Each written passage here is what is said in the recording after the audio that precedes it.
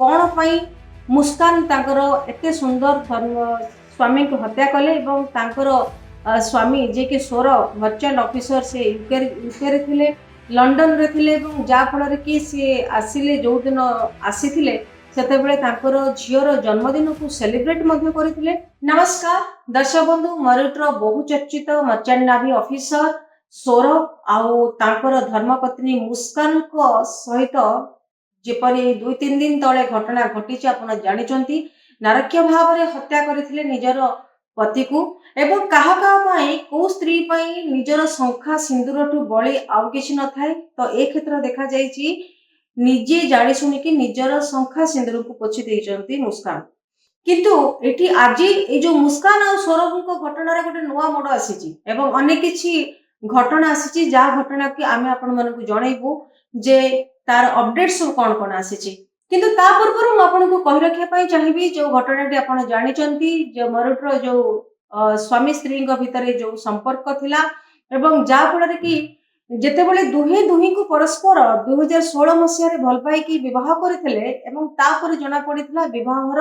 अनेक दिन परे तांका भितर फाट सृष्टि हेतला। किंतु एथिरे सौरभ आउ मुस्कान जड़े 6 वर्षर झियो मध्ये अछंती एवं जा फल कि वर्तमान जेतेबेले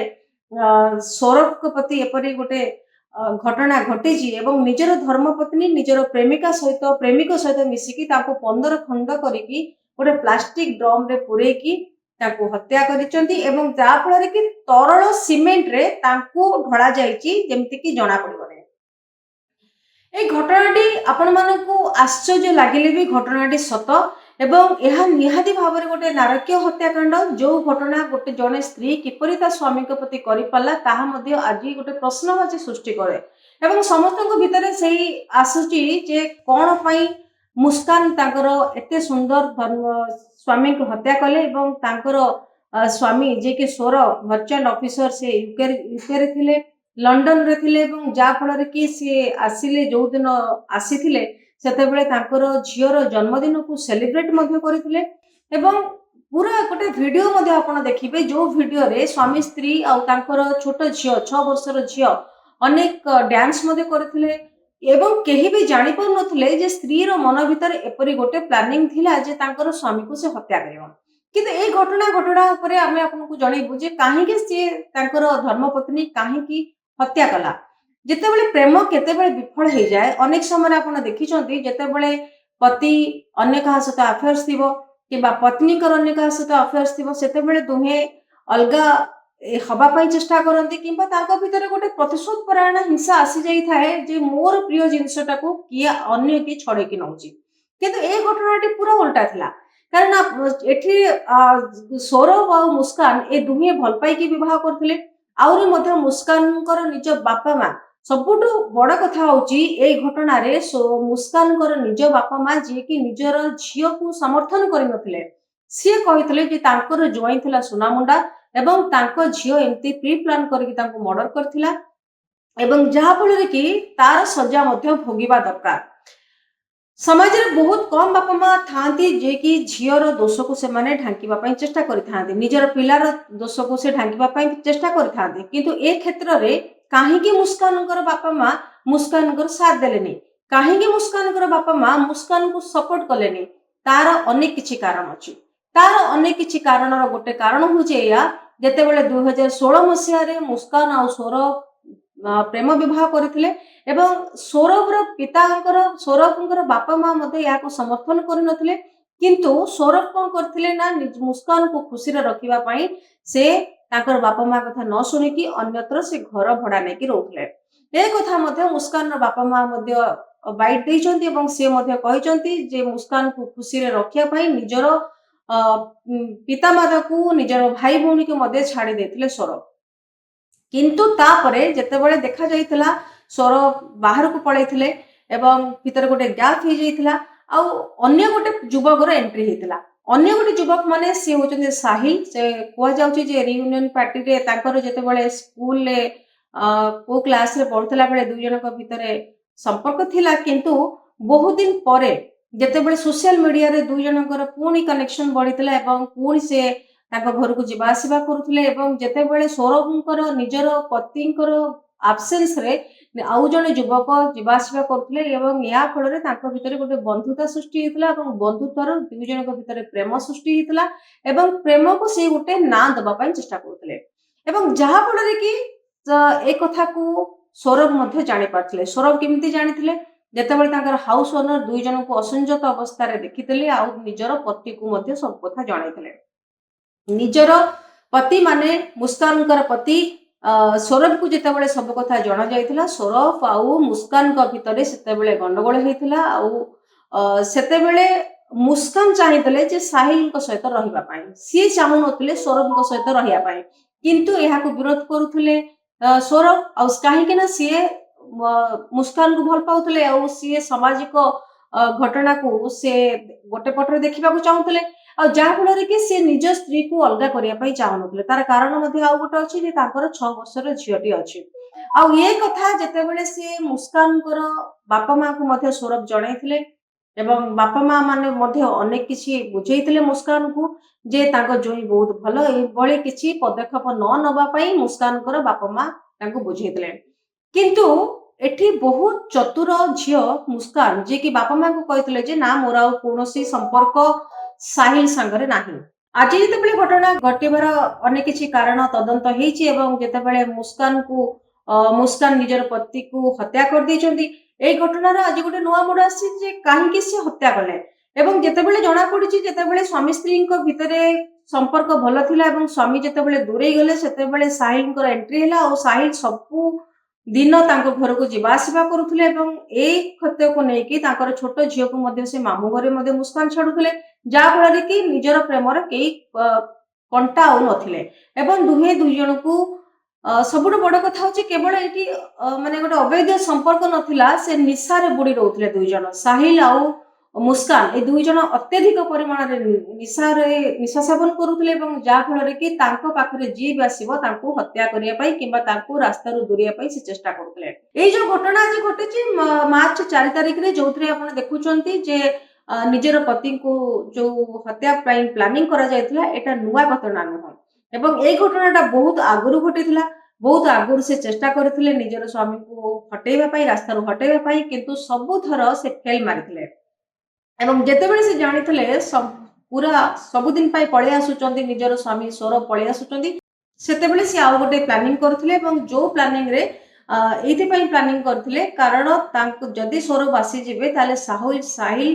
ଘରକୁ ଆସିପାରିବେ ନାହିଁ ଆଉ ଦୁଇ ଜଣଙ୍କ ଭିତରେ ମିଳାମିଶା ମଧ୍ୟ ହେଇପାରିବ ନାହିଁ ଏବଂ ତା ଛଡା ସେମାନେ ମଧ୍ୟ ନିଶା ସେବନ କରିପାରିବେ ନାହିଁ। ଆଉ ଯେତେବେଳେ ଫେବୃଆରୀ 25ରେ ସାହିଲ ଆସିଥିଲେ ଏବଂ ସରପ୍ରାଇଜ ଭିଜିଟ କରିଥିଲେ, ନିଜ ଝିଅର ଜନ୍ମଦିନ ପାଳନ କରିଥିଲେ, ସେତେବେଳେ ମଧ୍ୟ ଭିଡିଓଟି ଭାଇରାଲ ହେଇଛି ଯୋଉ ଭିଡିଓରେ ସ୍ୱାମୀ ସ୍ତ୍ରୀ ଝିଅ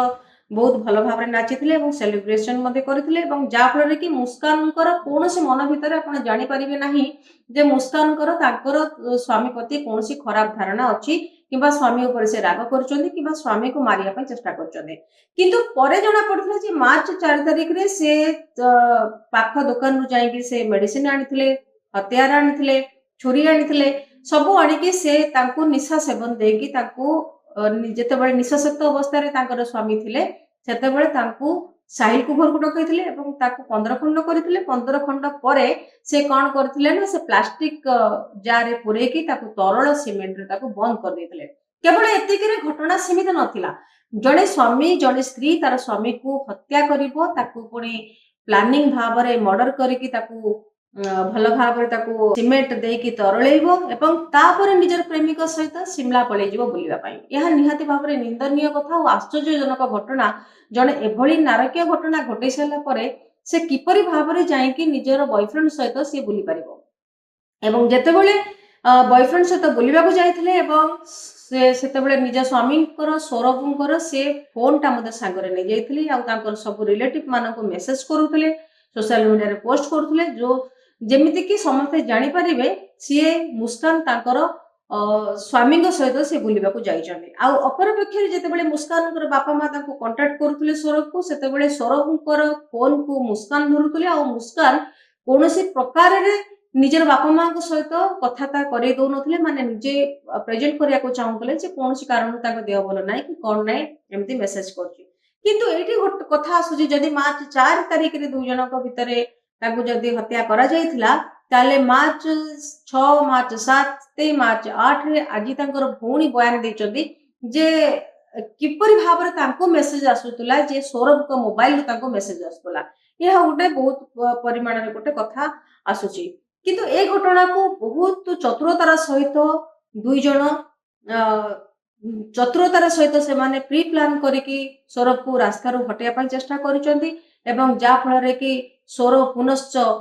यूके पळै जाइचंती पळै जीव बोली कि से कथा मध्य से माने परवर्ती समय डिक्लेयर करिया कथा मध्य भाबिचंती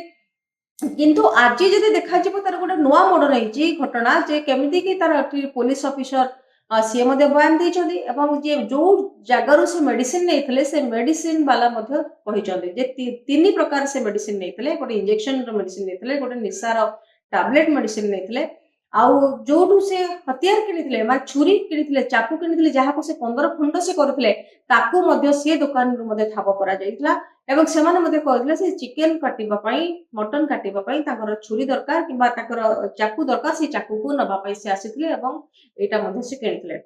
एभली भावरे जो मेरुटर जोटा जेतेबेले गोटे नारकीय घटना घटी जहाँ कि गोटे संपर्क उपरे आज प्रश्नवाची सृष्टि करूची एवं कोनोसी स्वामी तार स्त्री को संपूर्ण भाव में विश्वास करि परिबो नाही एवं जेतेबेले गोटे स्वामी स्त्री दी जन भितर अलगा रहउचंती एवं सेठी गोटे विश्वास रो सहित विश्वास मजबूत रो संपर्क कथा आसुची जेतेबेले भल पाइबा कथा आसुची जेतेबेले विश्वास रो कथा आसुची सेतेबेले अविश्वास घटनाटी मध्य सामना को आसी जिवो कारण गोटे स्वामी हो कि स्त्री हो निजर पार्टनर को से भल भाव में विश्वास करि परिबो नाही जोटी स्वामी स्त्री भितर दृढ़ता थाए संपर्क थाए सेठी दुनिया रे कहा जाय जे कोन से संपर्क केबे भी ताको अलगा करि पारे नाही किंतु एठी गोटे कथा आसुची जेतेबेले पति पत्नी का भितर संपर्क भल न होची सेठी जेतेबेले डिवोर्स होची जेतेबेले दुई जन को विच्छेद हो जाउचंदी सेटा को लोक माने अनेक किछि ताच्छल्य करूचंदी किंतु मो हिसाब रे मते लागुची गोटे आडू